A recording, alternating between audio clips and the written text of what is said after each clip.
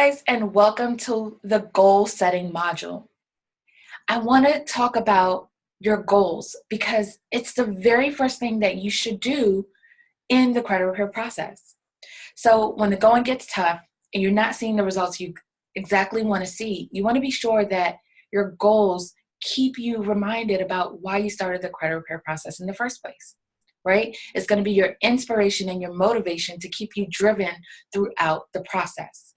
All right, so this is why I want to start here. It's the very first part of my framework in my 5-step formula, which is identifying your goals. So today we're going to talk all about your SMART goals and how to have SMART goals to achieve better credit. Okay, so what do I mean by SMART goals? So the S in SMART means specific. Your goals should be very specific and personal to you. So it shouldn't be a goal that someone else has or somebody else wants to achieve. It should be something that you want to specifically achieve. So for example, if home ownership or starting your own business or getting a $10,000 limit credit card is your goal, you want to write that down. So it's your constant reminder that, hey, I said I wanted to achieve this goal and that's exactly what I'm going to do. All right, so you want something that's very, very, very specific. It could be a specific score. It could be a specific business that you want to start. It can be a specific credit limit you like to reach, a specific amount of credit cards you want to have, right? Because you've been denied so much in the past, right? You want something that's specific and personal to you. All right. Now, the M in SMART means measurable.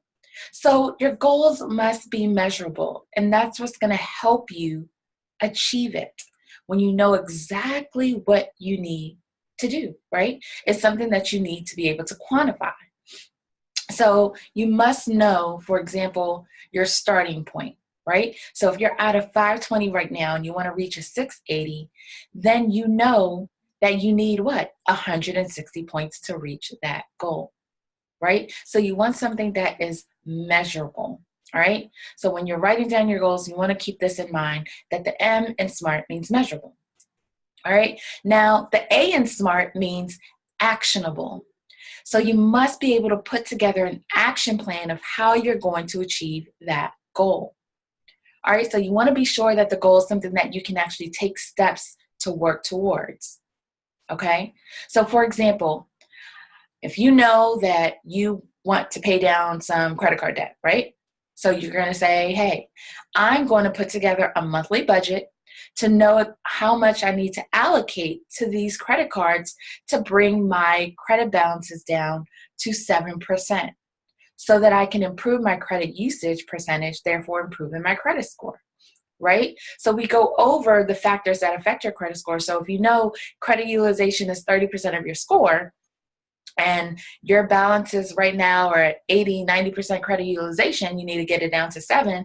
You need to work out a plan, a payment plan, right? A budget that you know what's coming in, what's going out, where your money's going, and how much you need to allocate to that those credit cards every month in order to reach your 7% goal.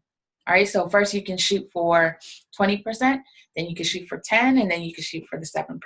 But remember, 7% is our target. All right. Now the R in SMART stands for realistic. I cannot stress this enough, okay?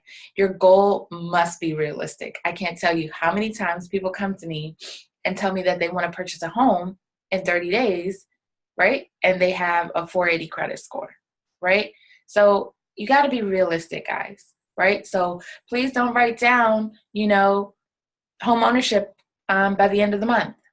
Right? If you have a 480, 500 credit score, it's totally not realistic, all right?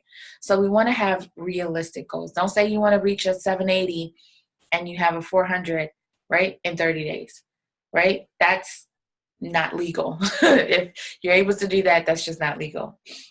Okay, so you want something that is realistic, all right? Now the T in SMART stands for timely. So you want to have a goal that has a time frame, right? So that you can work towards that goal. So it can be a short-term goal or it could be a long-term goal, but it needs to have a time frame associated with it so that you can reach that goal. So you can have a few goals that are short term, that are about 3 to 6 months that you're working towards. And then you can have some goals that are long term, about 12 months or longer. Okay? But be sure that you have a time frame that goes along with achieving that goal that you set for yourself. Okay? So these are the key factors into having SMART goals to help you achieve a better credit score. So exactly. And then an activity I want you guys to do. Here we go. I want you to write down 5 things that you want, right? So sometimes when we're thinking about the things that we want in our head, we don't necessarily really get to the deep root of what it is that we want. But when we write it down and we read it every day and we say it out loud, it has a different effect on us, and it helps us, and it takes us one step closer to achieving that goal. So what I want you to do is take out a pen and paper, right? And write down the top 5 things you want. Don't take too long on this. Take about 5 minutes to just sit still and think, what are the 5 things that you want, right? It could be home ownership. It could be a 700 credit score. It could be to start your dream business. It could be to quit your 9 to 5. It could be, get your first credit card increase, right?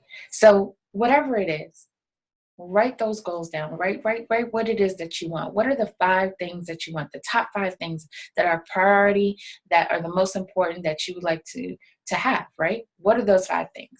So just take a couple minutes, 5 minutes or so, and write down those 5 things. So that's your action step for your goal setting. And this is going to help keep you driven, motivated, inspired, and always keep you, on your feet to continue the process and finish the process, right? Many people give up, but I want you to always revert back to your goals, right? The goals that you set for yourself and those 5 things that you said you wanted, right? This is going to keep you motivated and help you achieve your goals in no time. All right? So I'll see you in the next training.